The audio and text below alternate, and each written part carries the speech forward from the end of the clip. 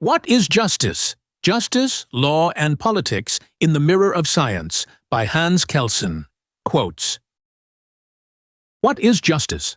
By Hans Kelsen is a thought-provoking collection of essays that explores the multifaceted nature of justice, law, and morality. Kelsen presents an in-depth analysis of justice as an enduring philosophical and social question, discussing the conflicts between absolutism and relativism, as well as the relationship between justice, law, and politics.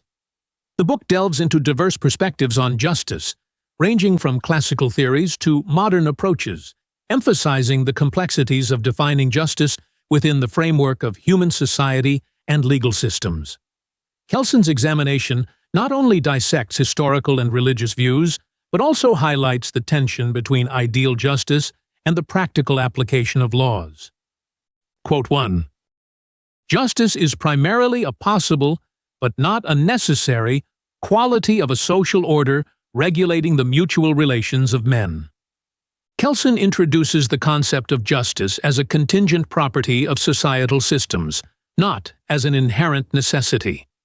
This perspective suggests that justice, as an attribute, arises from the way societies choose to govern and organize themselves rather than being an essential quality that any social order must possess.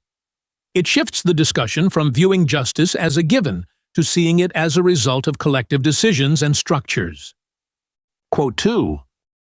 Justice is social happiness. It is happiness guaranteed by a social order. Here, justice is equated with the broader societal fulfillment or happiness that a just system purportedly ensures for its members. This equation emphasizes that justice's aim is to create conditions where individuals collectively experience satisfaction and well-being. This view aligns justice closely with utilitarian concepts, which prioritize the greatest happiness for the greatest number. Yet it also underscores the challenges of defining what constitutes happiness and how it is to be fairly distributed. Quote 3. No social order can compensate completely for the injustice of nature. This statement highlights the inherent limitations of any societal framework in addressing natural disparities among individuals, such as differences in health, intelligence, or physical capabilities. It acknowledges a fundamental challenge in achieving complete justice, as social systems cannot fully rectify the unequal starting points of its members. Quote 4. The happiness that a social order is able to assure cannot be happiness in a subjective individual sense. It must be happiness in an objective collective sense. Kelsen points out that the kind of happiness a just social order can guarantee must shift from individual subjective experiences to the fulfillment of widely recognized and collective needs. This reframing suggests a move away from personal interpretations of happiness to a more standardized notion that can be legally and ethically upheld by societal norms and laws. Quote 5. The problem of values is, in the first place, the problem of conflicts of values, and this problem cannot be solved by means of rational cognition. The quote emphasizes that value conflicts, fundamental to discussions of justice, cannot be resolved purely through logical or rational means. This indicates that justice is deeply intertwined with subjective human experiences and emotions, which cannot be universally quantified or objectively assessed, highlighting the inherent subjectivity and the situational complexity of adjudicating justice. Quote 6. It is the question of the order or rank of the values, life, and freedom. Only a subjective answer is possible to this question, an answer valid only for the judging subject. No objective statement, valid for everybody, as for instance, the statement that heat expands metallic bodies. This quote illustrates the relative and subjective nature of justice as it relates to prioritizing values like life and freedom. It underscores that decisions in justice are often based on personal or cultural value systems rather than universal truths, making justice a variable and context-dependent concept. Quote 7. The rationalistic type, the one which tries to answer the question by defining the concept of justice by the means of human reason, is represented in the popular wisdom of all nations, as well as in some famous philosophical systems. Kelsen critiques the rationalistic approach to defining justice, suggesting that while popular and widespread across cultures and philosophical systems, this approach relies on human reason to define a concept that may transcend purely logical boundaries. He implies that justice involves more complex and subjective components that reason alone may not fully capture. Quote 8.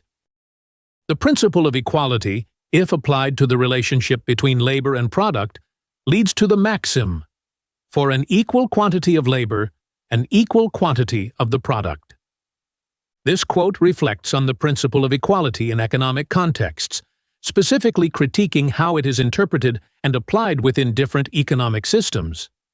Kelsen points out that a simplistic application of this principle does not account for individual differences in capability or output, suggesting that a more nuanced approach is necessary to achieve true justice in economic relations. Quote 9. If the subjective criterion of the right behavior, implied in the wording of the Golden Rule, is replaced by an objective criterion, if the meaning of the Golden Rule is that each individual shall behave toward the others as the others shall behave toward him, then this rule amounts to the principle: behave in conformity with the general norms of the social order. Kelsen examines the limitations of the Golden Rule when interpreted literally and suggests reinterpreting it to align with broader societal norms. He argues that this reinterpretation effectively transforms the Golden Rule into a call for conformity with established social rules, which might not necessarily align with the original intent of promoting equitable behavior. Quote 10. It is the essence and the honor of democracy to run such risk, and if democracy could not stand such risk, it would not be worthy of being defended. This statement champions the resilience and inherent risks involved in maintaining a democratic society. Kelsen asserts that democracy's value lies in its ability to tolerate risks associated with freedom and dissent, which are essential for a truly democratic system to function and thrive. He suggests that without this capacity for tolerance, democracy loses its worthiness. Quote 11. Because democracy, by its very nature, means freedom, and freedom means tolerance, there is no other form of government which is so favorable to science. Kelsen links the health of scientific inquiry directly to the political climate of democracy, emphasizing that tolerance and freedom are essential for scientific progress. He posits that democracy uniquely supports the open exchange of ideas and critical debate, which are fundamental to scientific advancement. Quote 12. The mark of Platonic philosophy is a radical dualism. Plato's philosophy is characterized by a fundamental division between the world of ideal forms and the sensory world perceived by humans. This dualism underscores his view that true knowledge and reality exist beyond the physical, in a realm of abstract forms that are immutable and perfect, contrasting sharply with the transient and imperfect nature of the sensory world. Quote 13.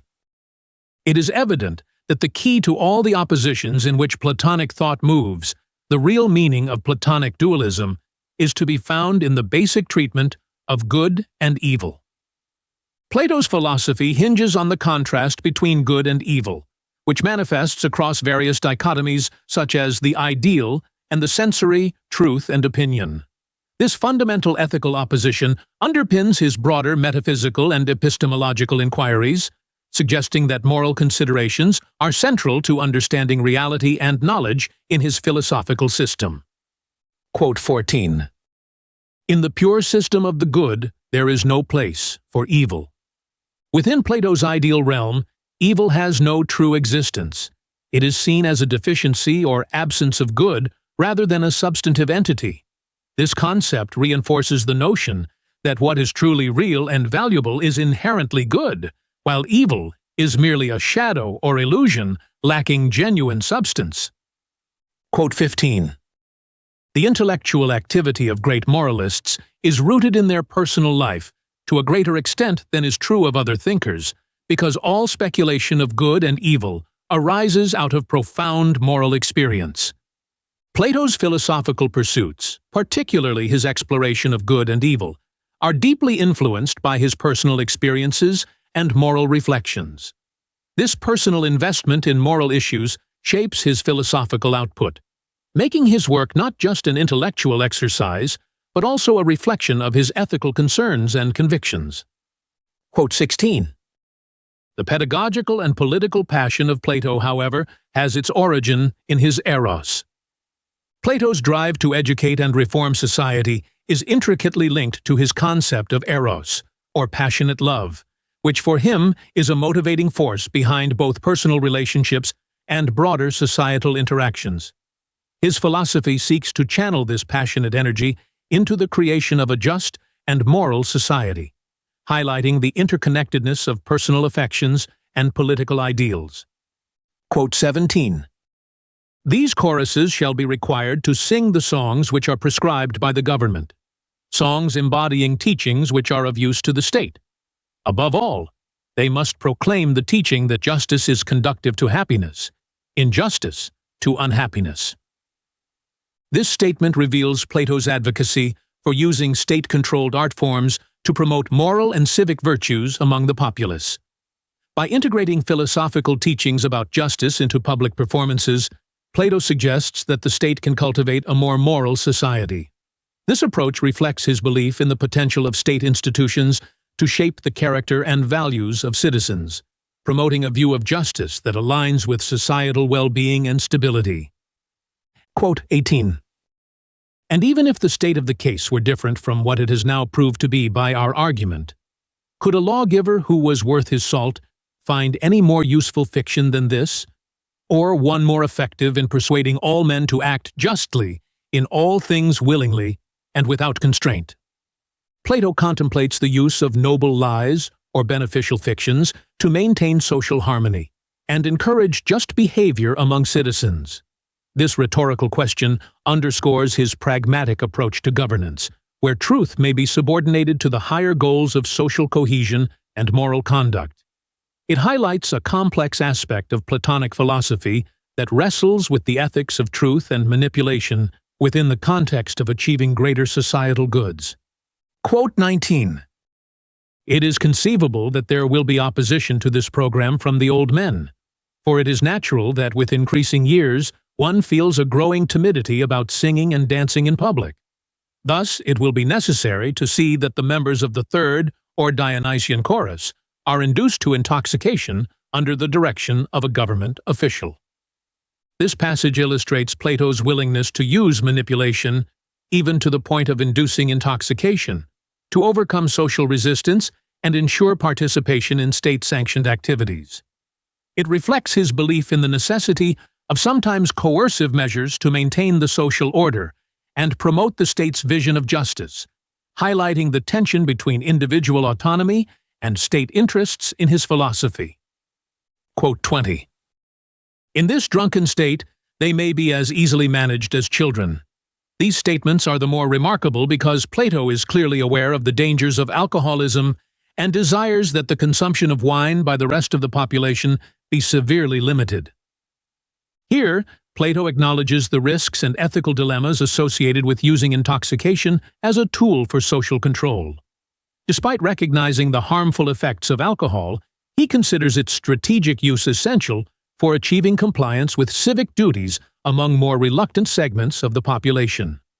This complex stance underscores the pragmatic and sometimes morally ambiguous aspects of Platonic governance. Quote 21.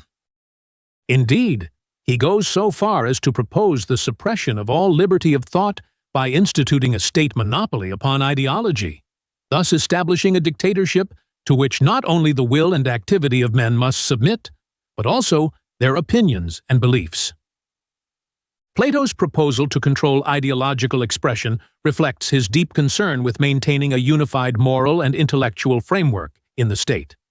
By advocating for a state monopoly on ideology, Plato envisions a form of governance where not just actions but also thoughts are regulated, aiming to create a harmonious and stable society through comprehensive control over public discourse.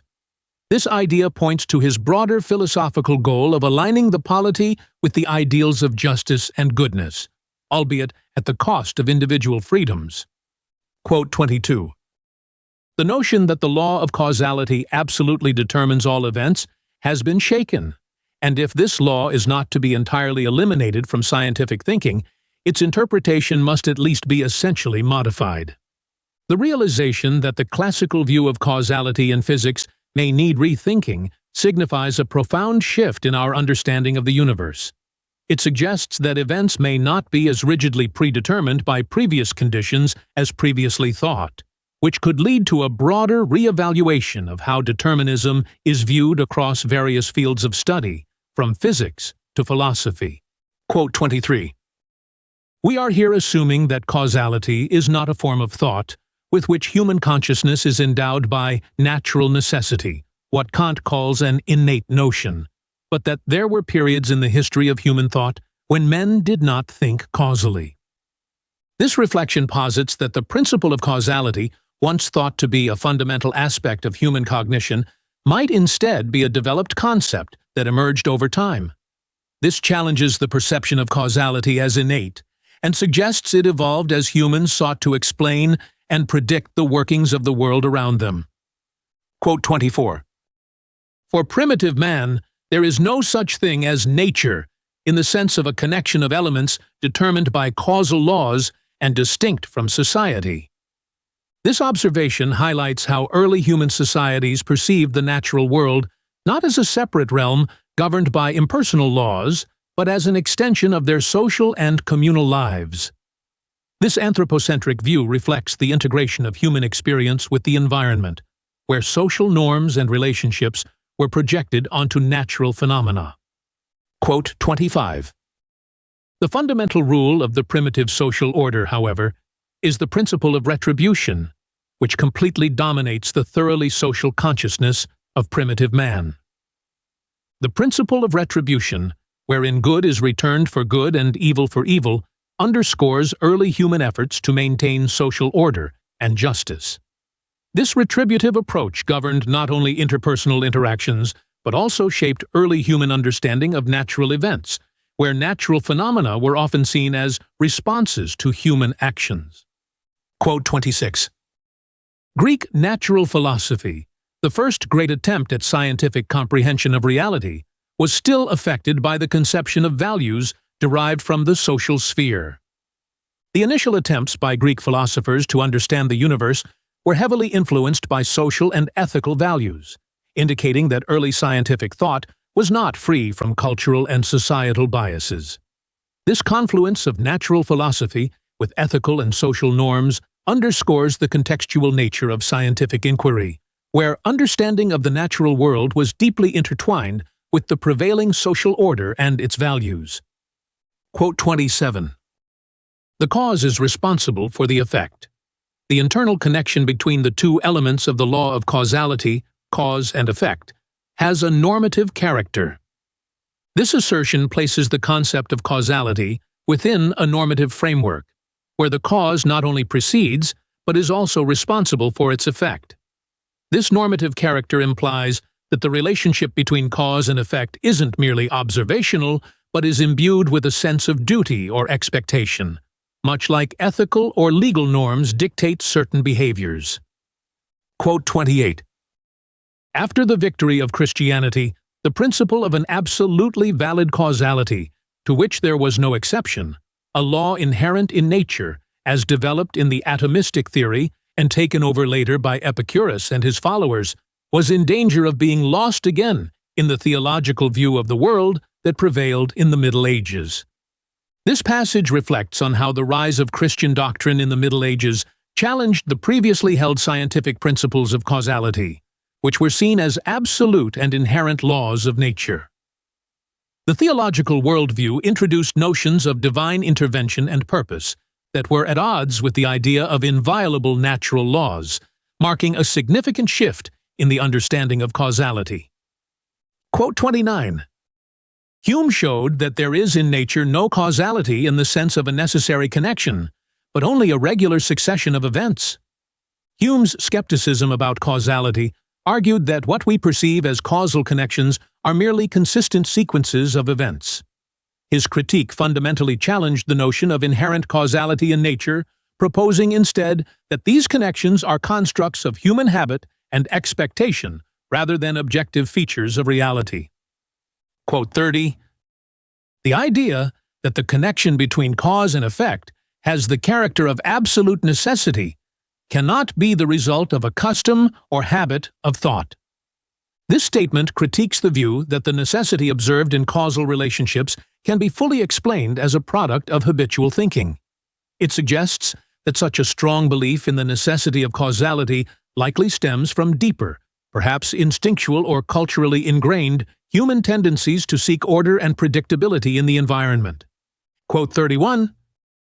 If one speaks today, whether rightly or wrongly, of a crisis in this principle, one must not forget that this crisis began with Hume's famous critique of the belief in causality. Reflecting on contemporary debates about the validity of causal principles in science, this quote reminds us that skepticism about causality is not new, but dates back to Hume's critique. His arguments initiated a long-standing discussion about the nature of causality, its perception, and its scientific implications, highlighting a foundational uncertainty in our understanding of how the world operates. Quote 32. It is usual to distinguish natural and social sciences as dealing with two different objects, nature and society. But are nature and society really two different objects? This statement questions the traditional separation between the natural and social sciences by challenging the assumption that nature and society are fundamentally different. It suggests a reconsideration of the divisions in scientific disciplines, proposing that the underlying principles governing both realms might not be as distinct as traditionally thought. Quote 33.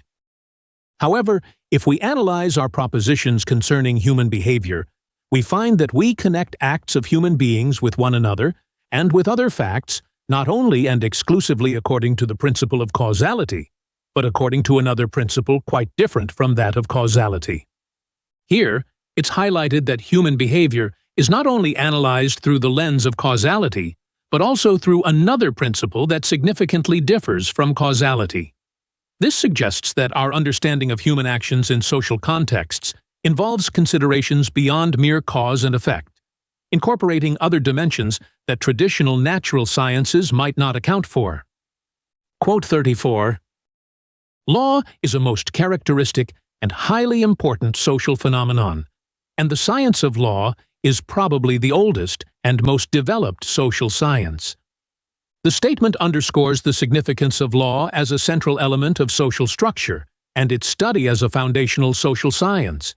It positions the legal system not just as a set of rules, but as a critical area of academic inquiry that helps define and develop the understanding of societal dynamics.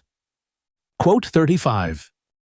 A rule of law is, for instance, the statement that, if a man has committed a crime, a punishment ought to be inflicted upon him.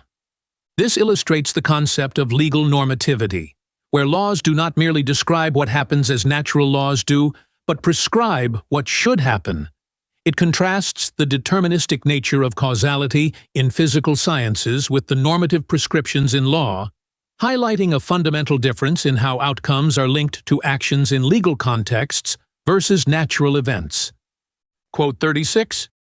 Since the connection between delict and sanction is established by a prescription or a permission, a norm, the science of law describes its object by propositions in which the delict is connected with the sanction by the copula ought.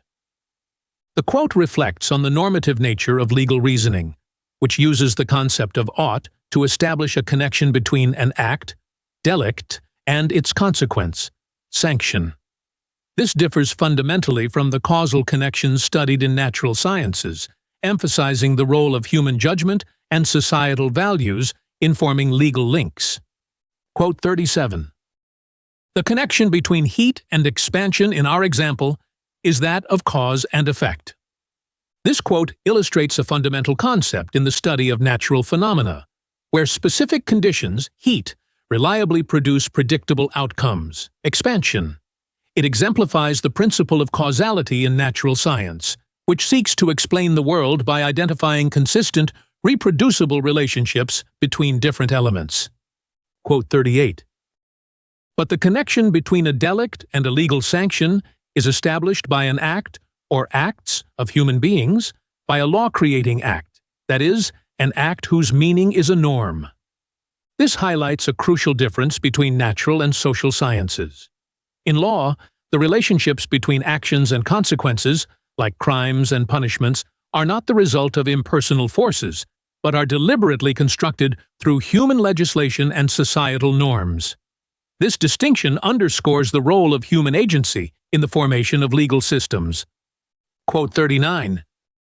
This distinction cannot be made within a religious metaphysical view of the world, according to which the connection of cause and effect is established by an act analogous to a law-creating act, by the act of God creating nature. This statement reflects on how a metaphysical viewpoint integrates the concepts of natural law and divine will, blending the boundaries between causality in nature and normativity in human actions. It suggests that in religious or metaphysical frameworks, natural events and human actions are both seen as results of divine intention, thus merging causal and normative explanations. Quote 40. The act of human behavior whose meaning is a norm may be performed in different ways, by a gesture, by spoken or written words, by a symbol or by a series of acts constituting a complicated legislative procedure, or by a custom. Here, the variety of ways in which legal norms can be established is explored. This shows the complexity and diversity of lawmaking, which can encompass everything from formal legislative processes to the adoption of customs over time, illustrating the multifaceted nature of legal systems. Quote 41. If we presuppose a norm prescribing or permitting certain human behavior, we may characterize behavior which is in conformity with the presupposed norm as correct, right, good, and behavior which is not in conformity with the presupposed norm as incorrect, wrong, bad. This explains how legal and moral norms function to categorize behaviors as either acceptable or unacceptable. It underscores the foundational role of norms in shaping societal expectations and legal judgments, framing them as essential tools for maintaining social order and ethical standards. Quote 42. It is a commonplace to assert that science should be independent of politics.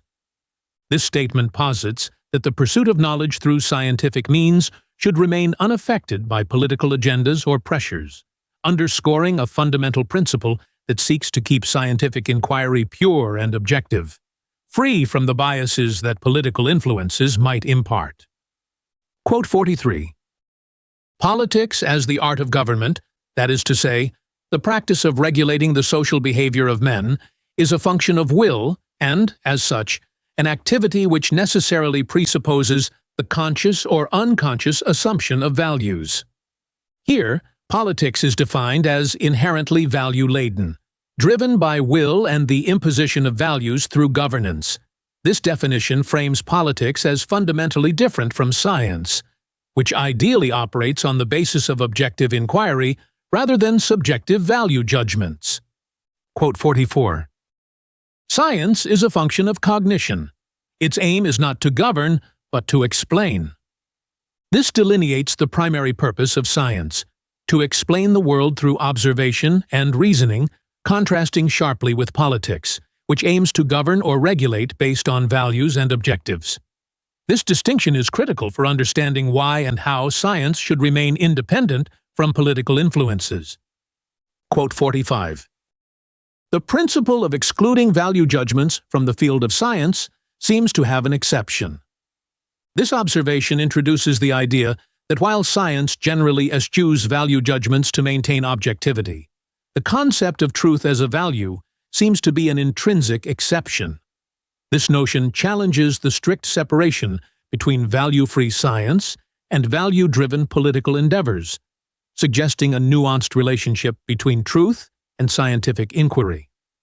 Quote 46. Truth means conformity with reality, not conformity with a presupposed value.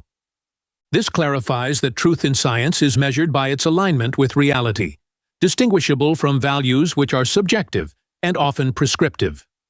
Truth as a scientific value is objective, based on empirical verification, unlike political or social values that may guide behavior based on ideological beliefs. Quote 47.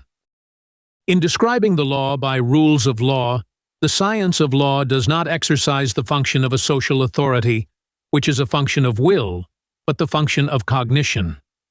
This emphasizes the distinct role of legal scholarship in objectively analyzing and describing laws without engaging in the creation or enforcement of these laws. The science of law is positioned as a domain of knowledge and understanding, fundamentally separate from the processes of legal application and authority, which involve subjective decision-making. Quote 48. The only non-positive norm that the science of law may take into consideration, not as its object but as a condition of its statements describing its object, is the basic norm of the legal order, which is its object.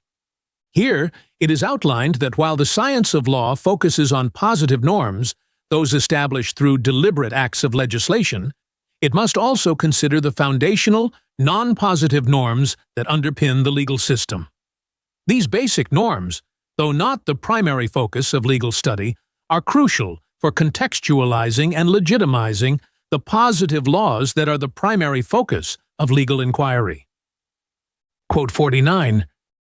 The judgment that something is legal or illegal must be distinguished from the judgment that something is just or unjust. This statement delineates the fundamental difference between legal judgments, which are based on specific legal norms, and moral judgments, which are based on broader ethical considerations. It highlights the distinct realms of legality and justice, suggesting that legality is an adherence to established laws, whereas justice involves a moral evaluation that may transcend specific legal frameworks. Quote 50. The science of law can and must be separated from politics. That is to say, although the legal scientist must refrain from political value judgments, the lawmaking process, which is the function of the legal authority, cannot be separated from politics. This asserts that while legal scholarship should remain impartial and focused solely on the objective analysis of law, the process of creating laws is inherently political. It recognizes that lawmaking is influenced by values and goals that go beyond the mere application of legal principles, involving subjective decisions that reflect broader societal values and political objectives. Quote 51. The pattern of action, which is universally required for the living of human life, is essential. This is the standard of natural law. This statement encapsulates the theory's attempt to define a universal moral and legal standard based on essential human actions necessary for life. It posits that the actions critical for sustaining human life, such as eating or seeking shelter, are not just biological imperatives, but also form the foundation of natural law, thereby integrating survival instincts with legal and moral norms. Quote 52. Tendencies existing in human beings are desires that can hardly be assumed to exist in inanimate things, or in plants, or even in some primitive animals. This observation challenges the application of human-centric moral laws to other forms of life or inanimate objects, highlighting the specificity and limitations of human desires and tendencies as foundations for natural law. It reflects a critical viewpoint on extending human moral judgments to non-human entities, suggesting a fundamental separation in the way different forms of life experience and interact with the world. Quote 53. This norm is evidently, though tacitly, presupposed by Wilde's theory of moral obligation, which claims to ground this existential category on verifiable cognitive judgments that are true or false, that is to say, on facts, especially on the fact of tendency. This quote criticizes the grounding of moral obligations in observable tendencies or facts about human nature. It points out the problematic nature of basing moral norms on what can be empirically observed, suggesting that the dynamic theory of natural law relies on a presumption that observable human tendencies can dictate universal moral and legal standards. This criticism highlights the challenges of deriving ought from is, the normative from the descriptive, within the framework of natural law. Quote 54. It is the principle according to which the social sciences, the object of which are norms determining human behavior, describe their object. This quote highlights the foundational principle of imputation in the social sciences, especially in fields like ethics and jurisprudence, where human behavior is regulated through norms. Imputation is used to understand how certain behaviors ought to occur in response to specific conditions, differentiating it from causality, which governs the natural sciences. This distinction is crucial for framing how social sciences approach the study of normative behaviors within societies. Quote 55. The differentiation of law and politics means the differentiation of two normative systems. This statement delineates the essential distinction between law and politics, emphasizing that each operates under its own set of norms and values.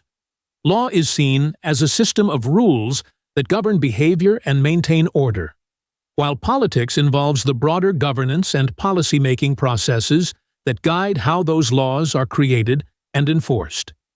This separation is crucial for understanding the respective roles and limitations of legal and political systems. Quote 56.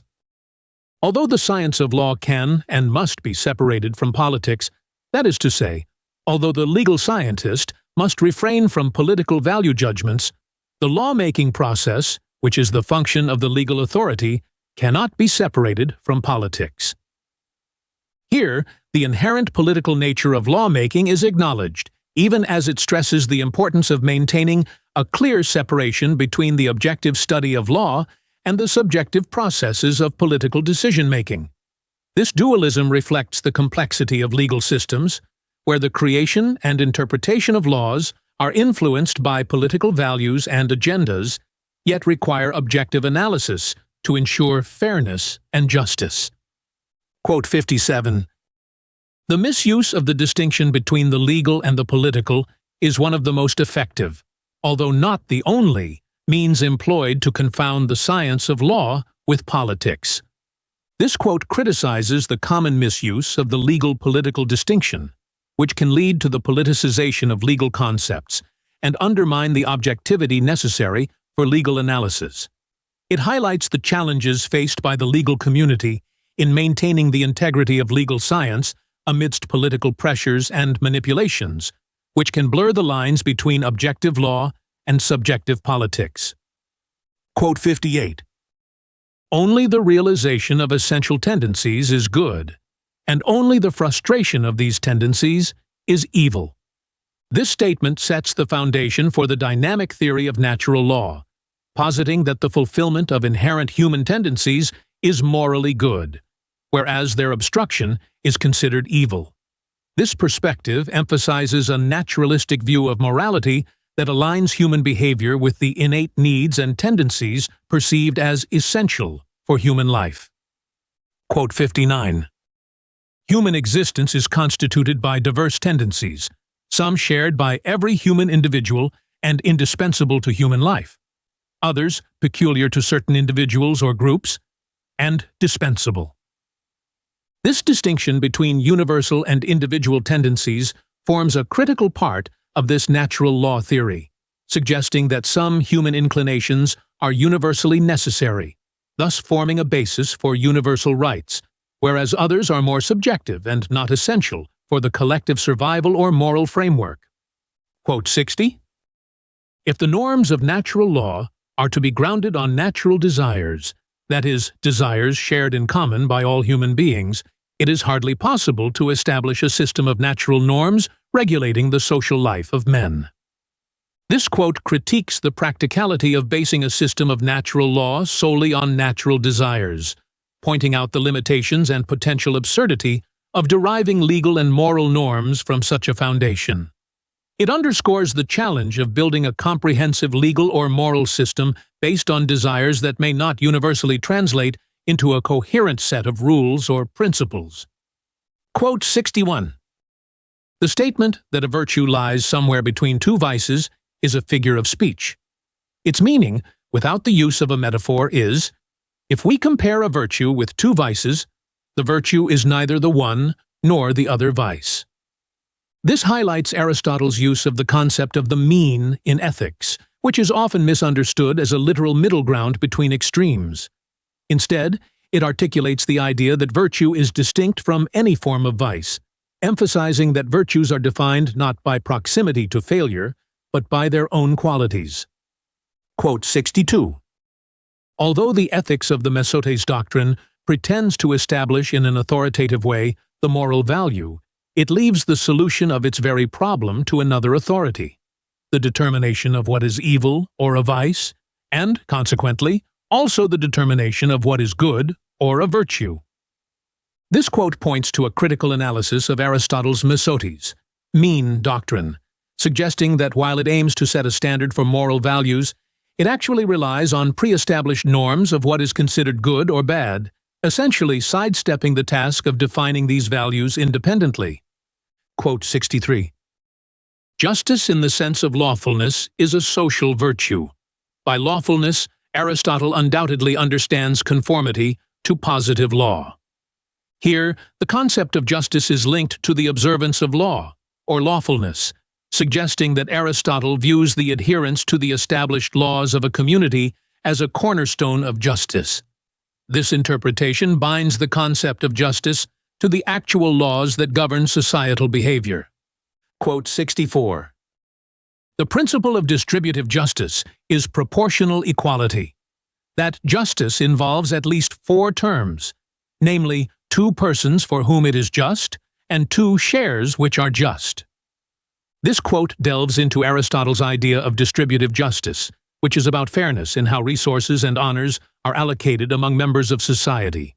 The notion that justice requires a proportional response, not merely an equal one, reflects a nuanced understanding of fairness that accounts for individual differences and merits. Quote 65. Justice, then, in one sense, means that which is lawful and that which is equal or fair, and the unjust means that which is illegal and that which is unequal or unfair. This encapsulates Aristotle's dual conception of justice as both adherence to the law and the pursuit of equity. It distinguishes legal justice from broader ethical considerations of fairness, illustrating the complexity of justice as a philosophical and practical issue. Quote 66. That the kingdom of God which Jesus, or at least his followers, had in mind, was an earthly political organization results from the fact that they believed in him as the messianic king of Israel, the predicted ruler in the restored Davidic kingdom. This quote emphasizes the interpretation of the kingdom of God in the context of Jesus' time as a tangible political entity rather than a purely spiritual realm. It highlights the expectations of Jesus' followers that he would lead a restored Jewish state, contradicting later theological interpretations that view the kingdom of God as entirely spiritual. Quote 67. My kingdom is not of this world does not mean, as it is sometimes interpreted, that his kingdom is beyond this world, that it has nothing to do with dominion over this real world. It only means that his kingdom originates in heaven, and that it will be established in this world by a direct and miraculous intervention of God.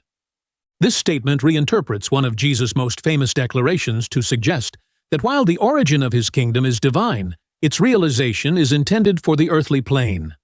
This interpretation challenges the purely spiritual or otherworldly views of Jesus' teachings about his kingdom, asserting a more imminent and political interpretation of his mission.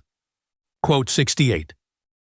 Resurrection of the body is an essential element of Jesus' teaching on the kingdom of God, not only because this kingdom is a community of human beings living in this world, but, above all, because the last judgment with which this kingdom begins is a judgment of the living and the dead. Here, the concept of bodily resurrection is tied closely to the foundational Christian belief in the last judgment. This quote asserts that the resurrection is crucial not only for affirming life after death, but also for ensuring that divine justice, rewarding the good and punishing the evil, is carried out comprehensively. Quote 69. The justice of the last judgment, retribution. However, the justice to be realized by the last judgment is nothing but retribution, merciless punishment of the bad, generous reward for the good, and the punishment is in the foreground. This passage clarifies that the notion of divine justice at the time of the Last Judgment is primarily retributive. It frames the eschatological expectation of justice in terms of direct compensation and punishment, reflecting a stark dualistic view of moral recompense that focuses more on punitive measures than on forgiveness or redemption. Quote 70. Paul's rejection of the Jewish law. Now the law no longer applies to us. Man is not made upright by doing what the law commands, but by faith in Christ Jesus. This highlights Paul's radical departure from traditional Jewish law, emphasizing faith in Christ as the new criterion for righteousness. This shift marks a fundamental change in the religious landscape, prioritizing belief and personal faith over adherence to established legalistic frameworks. Quote 71. Justice, the secret of faith. But we, by the Spirit, through faith, wait for the justice we hope for. For in union with Christ Jesus, neither circumcision nor the want of it counts for anything, but only faith acting through love. In this quote, Paul encapsulates his theological innovation, which is the concept of justice as a divine mystery accessible through faith, transcending traditional legal and ritual requirements. This idea of justice is deeply intertwined with love, representing a transformative vision that seeks to redefine the basis of moral and religious life. Quote 72. If coercion is an essential element of law in the sense presented here, then every legal order, regarded from a technical point of view, must be presented as a complex of norms in which coercive measures are decreed as sanctions. This quote stresses the inherent nature of coercion in the framework of legal systems, illustrating that laws function by setting penalties or negative consequences to enforce compliance. This approach underlines the role of law as a method to regulate behavior through the fear or consequence of not adhering to prescribed norms. Quote 73. The specific technique of the law, the technique of indirect motivation, consists in the very fact that it attaches certain coercive measures as consequences to certain conditions. Here, the focus is on the indirect motivation technique utilized by law to influence behavior. By attaching consequences to specific actions or conditions, the law indirectly encourages compliance or discourages non-compliance. This method highlights a fundamental strategy in legal systems to maintain order and ensure societal norms are followed. Quote 74. Morality, whose technique is direct motivation, says thou shalt not steal. The law says, if one steals, he shall be punished. This statement draws a clear distinction between how morality and law operate to influence behavior. Morality directly commands or discourages certain behaviors based on ethical grounds, whereas the law provides structured, conditional responses to actions, focusing on establishing clear consequences for specific acts. Quote 75. The moral norm regulates the behavior of one individual. The legal norm, always that of at least two individuals, the one whose behavior furnishes the condition of the sanction, the subject, and the one whose function it is to apply the sanction, the organ. This quote further distinguishes between moral and legal norms. Legal norms not only regulate individual behavior, but also involve at least another party responsible for enforcing these norms, thereby creating a relational dynamic that is essential for the law's functioning and enforcement. Quote 76. To say that a person has a legal duty to behave in a certain way means that he is threatened with a sanction for contrary behavior, that is, for a delict. This encapsulates the reactive nature of legal obligations, where legal duties are defined by the consequences set for deviating from those duties. The concept of a delict, an act considered wrong and punishable by law, highlights the law's role in defining acceptable behavior through the framework of prescribed sanctions for violations. Quote 77. The constant force of political illusion and quackery will be reformed, and the vague and stormy discussion of rights will be replaced by the calm and precise determination of duties. This quote encapsulates the hope that the chaotic and often misguided debates about rights can be transformed into a more structured and clear discussion about duties. The focus shifts from what individuals are entitled to demand to what they are obliged to perform, suggesting a fundamental change in how justice and social obligations are perceived and implemented. Quote 78. Consequently, there will be no distinction between private and public function. Each member of the future society will be a public functionary, an officer of the state, which amounts to a complete socialization or nationalization of human life. This statement proposes a future in which all distinctions between private and public roles are erased, envisioning a society where every individual acts as an agent of the state. This notion points to an extreme form of collectivism where personal and private life is fully integrated into and regulated by state functions, reflecting a radical reimagining of individual and collective identity.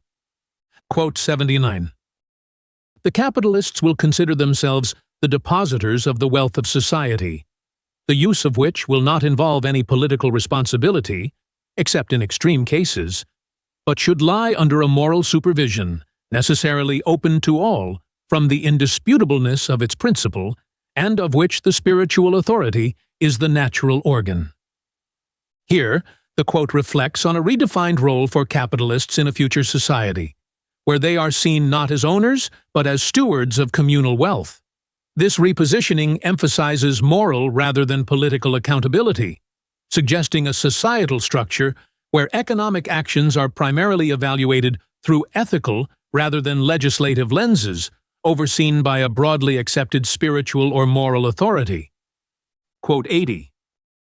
Just as in Plato's Republic, the philosophers, as royal judges, settle the concrete disputes, in Comte's society of the future, the speculative authority, in virtue of its higher value and the impartiality of its character, will naturally become the principal arbiter of the various practical conflicts. This draws a parallel between Plato's ideal republic, governed by philosopher kings, and Comte's vision of a society ruled by a speculative authority, presumably an elite informed by scientific and philosophical understanding. This authority is envisioned as an impartial adjudicator of social and ethical disputes, suggesting a governance model based on intellectual and moral rather than traditional political power. Quote 81. All this is the necessary outcome of the social evolution determined by the law, detected and formulated by the author of the positive philosophy. The quote concludes with a deterministic view of social evolution, implying that the changes and developments in society are not random but are driven by discoverable and predictable laws.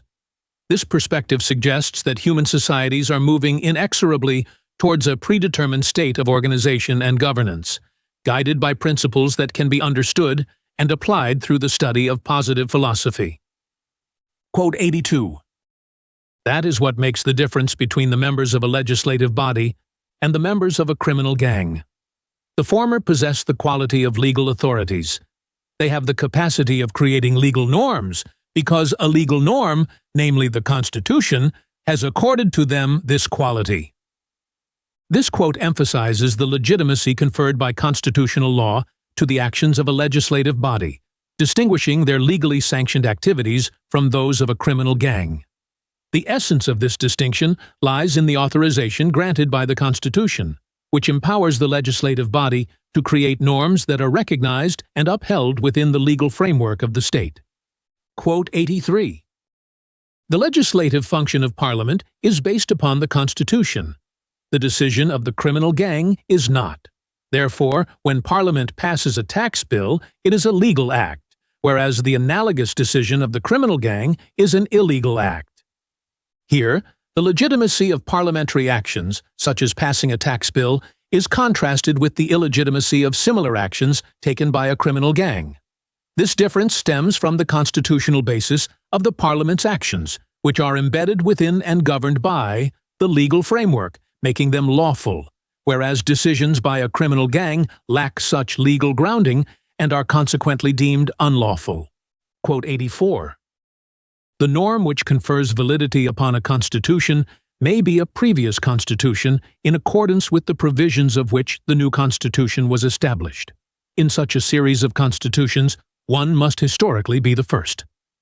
This statement delves into the hierarchy of legal norms, highlighting how each constitution's validity may depend on a preceding constitution. However, it raises the question of the origin of authority for the first constitution in such a series, which must derive its legitimacy from a foundational norm that itself is not created by any subsequent legislative act. Quote 85. This basic norm is the foundation of all juristic value judgments possible within the frame of the legal order of a given state. The basic norm is described as the underlying principle that legitimizes the legal system of a state. It serves as the ultimate source of authority, from which all other legal norms and judgments derive their validity, acting as a presupposed guideline that underpins the entire structure of a nation's legal order. Quote 86. The principle of effectiveness is the general basic norm that juristic thinking assumes whenever it acknowledges a set of norms as the valid constitution of a particular state. The principle of effectiveness is introduced as a criterion for the validity of a legal order, stating that a constitution or legal system must be effective. That is, it must be generally adhered to and capable of governing the social order, to be recognized as legitimate. This principle links the theoretical underpinnings of law with practical application, ensuring that the law remains grounded in its actual function within society. Quote 87. Since philosophy exists, the attempt has been made to bring it in relation with politics. This attempt has succeeded to the degree that today, the close connection between political theory and that part of philosophy we call ethics has become a truism. This quote establishes the long-standing interconnection between philosophy and politics, particularly highlighting how ethical considerations in philosophy have naturally intertwined with political theory. This linkage underscores the influence of philosophical thought on political ideologies and practices, shaping how societies understand and implement concepts of governance and moral conduct. Quote 88. Philosophical absolutism is the metaphysical view that there is an absolute reality, that is, a reality that exists independently of human knowledge. Hence, its existence is objective and unlimited in or beyond space and time, to which human cognition is restricted. The concept of philosophical absolutism posits that there exists a reality which is totally independent of human perception or cognition, suggesting that this reality remains constant and unaltered regardless of human interaction or understanding. This view establishes a foundational belief in an objective truth that transcends human experience and knowledge, impacting how absolute truths are perceived in various fields, including science and ethics. Quote 89. To the assumption of absolute existence corresponds the possibility of absolute truth and absolute values, denied by philosophical relativism, which recognizes only relative truth and relative values. This statement contrasts the implications of believing in an absolute reality with the perspective of philosophical relativism, which denies such absolutes in favor of truths and values that vary with circumstances and perceptions. This fundamental philosophical divide influences not only debates within epistemology and ethics, but also affects practical applications in areas like law, politics, and social norms. Quote 90. Philosophical absolutism may very well be characterized as epistemological totalitarianism. Here the text draws a parallel between philosophical absolutism and political totalitarianism, suggesting that just as political absolutism centralizes power and authority, philosophical absolutism centralizes truth and reality into a singular, unchallengeable construct. This analogy highlights the potential for philosophical beliefs to mirror and justify political structures, particularly those that are autocratic or dictatorial. Quote 91. Political absolutism not only uses a metaphysical ideology for its practical purposes, that is, its moral justification. It has also a political theory at its disposal which describes the state as an absolute entity existing independently of its subjects. The quote explains how political absolutism not only leverages philosophical concepts for justifying its rule, but also develops a political theory that views the state as an independent and paramount entity. This notion supports the centralization of power and authority, often at the expense of individual freedoms and equality, illustrating the ideological underpinnings that can justify and perpetuate autocratic governance. Quote 92.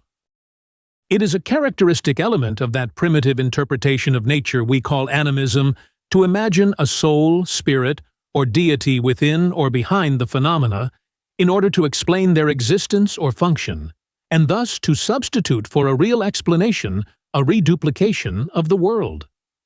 This quote highlights the animistic tendency in early human cultures to attribute lifelike qualities or supernatural forces to natural phenomena as a way of explaining their existence and actions.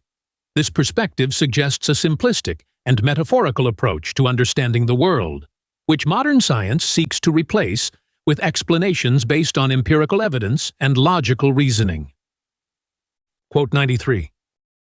The pure theory of law considers it as one of its main tasks to free the science of law from the relics of animism, which play a particularly dangerous role whenever jurists operate with the concept of juristic person. This statement emphasizes the goal of the pure theory of law to eliminate outdated and mystical elements from legal theory, particularly the concept of the juristic person. It argues for a more rational and clear-cut understanding of legal entities, focusing on the concrete legal relationships and responsibilities defined by law rather than abstract or personified concepts. Quote 94. Like any science, the science of law must first of all define its object by differentiating it from other similar objects. In answering the question, what is the law as object of a particular science? This quote underlines the necessity for legal science to clearly define its subject matter, distinguishing law from other forms of social regulation and norms.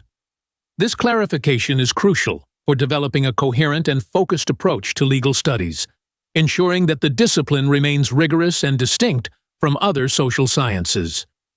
Quote 95.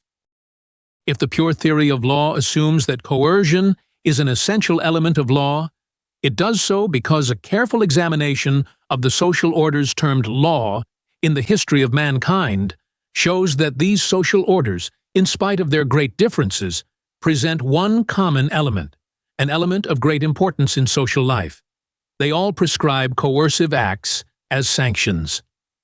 Here, the focus is on the fundamental role of coercion in the legal systems across different societies and historical periods.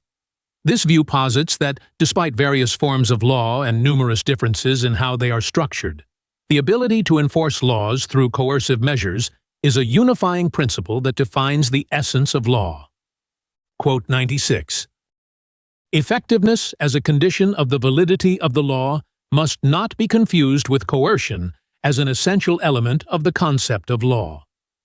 This statement draws a critical distinction between the effectiveness of a legal order and the use of coercion within that order. While effectiveness, referring to the general adherence to the law, is necessary for a law to be considered valid, it is distinct from the method through which the law enforces compliance, specifically through coercive sanctions. Quote 97. What is the reason for the validity of the law? To assess the various answers to this question, certain terms must be clarified. This introductory statement sets the stage for a deep exploration into the fundamental question of why law holds validity and is recognized as binding. It signals an analytical approach that will dissect how different theories interpret the concept of legal validity and its implications on how laws are followed and enforced. Quote 98. A frequently accepted answer is that men ought to obey positive law because and to the extent that it conforms with the principles of morals. This quote identifies one common perspective, that the legitimacy of law is derived from its alignment with moral principles, suggesting that laws are valid because they resonate with deeper ethical values. This view connects legal obligation to moral righteousness, positing that adherence to law is a reflection of its moral soundness. Quote 99. The natural law doctrine, which conceives of nature as a law-making authority, posits that positive law derives its validity from natural law. Here, the discussion shifts to the natural law doctrine, emphasizing that this philosophical view regards nature itself as a source of law. According to this doctrine, laws enacted by humans must align with the overarching pre-existing laws of nature to be considered valid, thus grounding human laws in a broader, universal context. Quote 100. The statement, "Men ought to obey positive law because God commands," it is not a final answer to the question why positive law is valid. This reflection criticizes the theological justification for obeying laws, simply because they are deemed to be commanded by a divine authority. It challenges the completeness of this answer by probing deeper into the basis of divine command, highlighting the need for a more fundamental understanding of law's validity beyond religious edict. Quote 101. This analysis of the two doctrines shows, first, that their hypotheses are not acceptable by a science of positive law. Second, if the validity of this law, its own immanent validity, is in question, the reason for it must not be sought in another higher order. Positive law must be supposed to be a supreme, a sovereign order. The quote concludes a critical examination of two major doctrines explaining the validity of law, pointing out their incompatibility with the principles of positive law, which views law as an autonomous and sovereign order. This highlights the importance of considering laws within their own framework, rather than depending on external or higher orders for their justification. Quote 102. In the theory of Austin, this clear separation between the concept of duty and responsibility is not made. Austin's legal philosophy is critiqued for its lack of distinction between being obliged to maintain a certain behavior and being responsible for it. This oversight complicates the understanding of legal duty, as it does not account for instances where sanctions may be applied not to the direct perpetrator of a delict, but to someone related or connected in some specific way. This clarification is necessary for a comprehensive understanding of legal obligations and their enforcement. Quote 103. The word right has many meanings. It is used both in the sense of a right to conduct oneself in a certain way, and in the sense of a right that someone else should conduct himself in a certain way. The dual nature of the term right is explained, highlighting its usage to denote both the freedom to act without obligation and the entitlement to expect certain behaviors from others. This distinction is crucial in legal contexts, as it differentiates between mere freedoms and enforceable claims against others, thus deepening the understanding of rights within legal frameworks. Quote 104.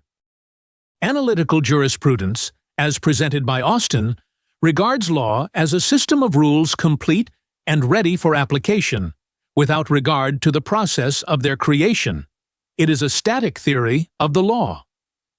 Austin's analytical jurisprudence is described as a static view of law that sees legal rules as fixed and immediately applicable, disregarding the dynamics of how these rules are created and evolve. This perspective is limited, as it fails to consider the procedural aspects and the legislative background that influence the formation and interpretation of legal norms. Quote 105. The relation between a norm which governs the creation or the content of another norm and the norm which is created can be presented in a spatial figure. This explores the hierarchical nature of legal norms, where some norms govern the creation of others, establishing a system of superiority and subordination. This hierarchical setup is fundamental for understanding the structure and function of legal systems, where higher-level norms dictate the parameters and processes for lower-level norms. Quote 106. One characteristic of Austin's doctrine is its lack of a legal concept of the state. Austin's legal theory is critiqued for not having a robust legal concept of the state, focusing instead on the idea of sovereignty without adequately addressing the state's legal nature and functions. This gap highlights a need for a more developed theory that integrates the concept of the state within the broader framework of law and governance. What is justice? By Hans Kelsen concludes by emphasizing the inherently subjective nature of justice, pointing out that humanity's quest for an absolute concept of justice often leads to irreconcilable differences. Kelsen challenges readers to understand that justice, rather than being an objective truth, is influenced by emotions, values, and societal contexts. The work leaves us with the understanding that striving for justice requires tolerance and the willingness to accept multiple perspectives. Kelsen's essays ultimately reflect the ongoing struggle to reconcile the ideal of justice with the imperfections of the human condition and legal institutions.